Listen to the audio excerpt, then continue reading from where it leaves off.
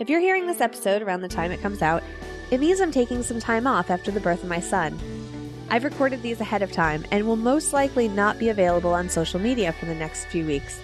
But you can still get the story behind twice a week if you're subscribed to the podcast.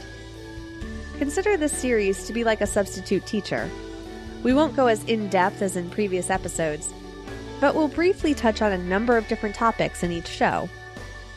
This series focuses on Billy Joel's song, "We Didn't Start the Fire," and the headline-making events and people he mentions. Some content may not be suitable for all listeners. I'm your host, Emily Prokop, and this is the story behind We Didn't Start the Fire, 1949 to 1950.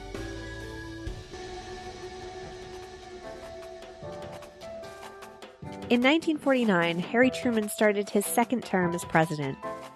In the 1948 election, he defeated New York Governor Thomas E. Dewey. You may be familiar with the photograph of Dewey holding up a copy of the Chicago Daily Tribune with the headline, "Dewey Defeats Truman." The Washington, D.C. correspondent, Arthur Sears Henning, was responsible for the headline and the article, even though on election night, results were close. But polls and Henning's experience in covering elections made him confident that the headline would be correct by the time the votes were counted, which was after the paper was sent to the press. And from working in newspapers, I can honestly tell you that even though it happens in movies, it's very rare that someone actually gets to shout, "Stop the presses." Truman was able to beat Dewey and the Dixiecrat opponent Strom Thurmond with an electoral college vote of 303 to 189 to 39. And for more information on how the electoral college works, listen to the story behind the electoral college. Doris Day was born in 1922, or 1924 depending on the source. She's an actress and singer whose singing career began in 1939. She became a breakout star with her song Sentimental Journey, and in 1948 she auditioned for a role in Romance on the High Seas.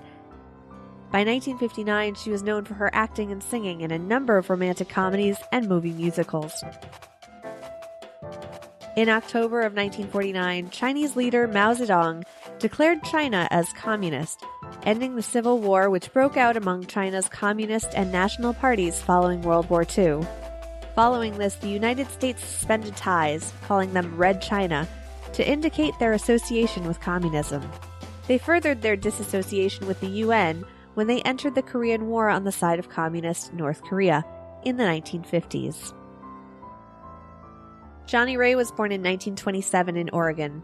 He became partially deaf at 13 when doing a blanket toss in Boy Scouts. Despite this, he went on to be one of the greatest singer-songwriters of his time, with his jazz and blues-inspired rock and roll, being called the real father of rock and roll by Tony Bennett. His song Cry was beloved in the 1950s, becoming a teen sensation before the likes of Elvis. You may also have heard his name from Dexy's Midnight Runners' 1982 hit, Come On Eileen, in which footage of him is shown getting off the plane greeted by his fans in the beginning of the music video, and the line is sung, "Poor Old Johnny Ray."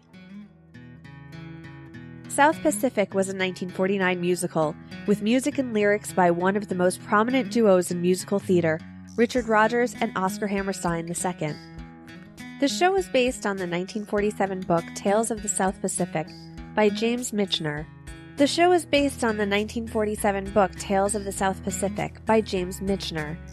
And set on a Polynesian island during World War II. Rodgers and Hammerstein wanted to turn the story into a musical to shine a progressive light on racial prejudices, most notably in the song You've Got to Be Carefully Taught, which is still considered to this day to be controversial because of its tongue-in-cheek lyrics such as, "You've got to be taught to be afraid of people whose eyes are oddly made, and people whose skin is a different shade." Walter Winchell was born in 1897 and made a name for himself as a radio and newspaper commentator, with an internationally syndicated column that ran from the 1920s through the 1960s, and a weekly radio program from the 1930s through the 1950s.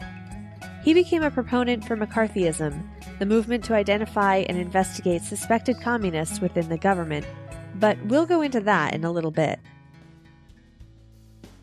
Joe DiMaggio was born in 1914 and became a celebrated baseball player for the New York Yankees. His career highlights included his 56-game hitting streak in 1941. He retired in 1952 and had a very publicized marriage to Marilyn Monroe, who we'll talk about later. The marriage only lasted 9 months. When he died in 1999, though, his last words were, "I'll finally get to see Marilyn." Joe McCarthy was a Wisconsin senator from 1947 through his death in 1957. He is best known for fueling Cold War tensions by claiming there were an alarming number of communist and Soviet sympathizers within the United States. This practice of accusing and interrogations of suspects became known as McCarthyism. On top of fueling what was known as the Red Scare, he is also known for accusing and threatening homosexuals, and this became known as the Lavender Scare. Eventually, his practices of preying on the weak was televised, prompting the U.S. Army's Attorney General Joseph Welch to ask if he had any decency left, which was a turning point in his popularity and favor. Richard Nixon entered the Senate race in California against Democrat Helen Douglas. He was an integral part in the trial of Alger Hiss, an accused communist and spy.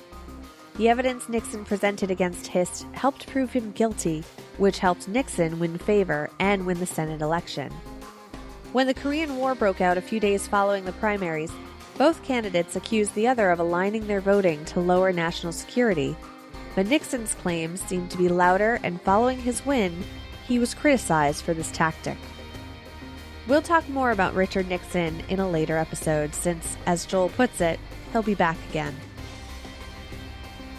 Studebaker was founded in 1852 and originally produced wagons for farmers and the military, but later became known for their stylized cars. By 1950, the Studebaker was one of the most popular cars on the market. However, Ford and their progressive innovations began to outshine the more cautious executives at Studebaker, and the price wars that ensued between Ford and General Motors added to their problems, since Studebaker couldn't afford to produce and ship its models any cheaper. Studebaker finally stopped production on automobiles in 1966. Television was introduced in the 1939 World's Fair, but before it had a chance to take off and become part of every household as they are today, the start of World War II prompted the ban of commercial production, since the technology was better put to use for things like radar. Following the war, however, televisions grew in popularity. By 1947, Harry Truman's inaugural speech and the World Series was televised, and in 1949, prices for televisions dropped. Americans began buying 100,000 televisions every week. Following World War II, Korea was split into 2 parts, with North Korea establishing itself as communist. In 1950, North Korea attacked South Korea, which began the Korean War. The war resulted in a stalemate, which continues to separate the two to this day. Marilyn Monroe was born Norma Jean Mortensen in 1926. At a young age, she knew she wanted to be an actress and began a modeling career in 1945. She straightened her hair and began dyeing it from brown to her signature blonde to make her more employable. She began studying acting, singing, and dancing, and finally got a small role in 1947's Dangerous Years. In 1950, she became a breakout star with 6 films that year, turning her from model actress to serious actress. She was found dead in her home on August 5th, 1962, in what looked to be a suicide, but is still considered mysterious circumstances today.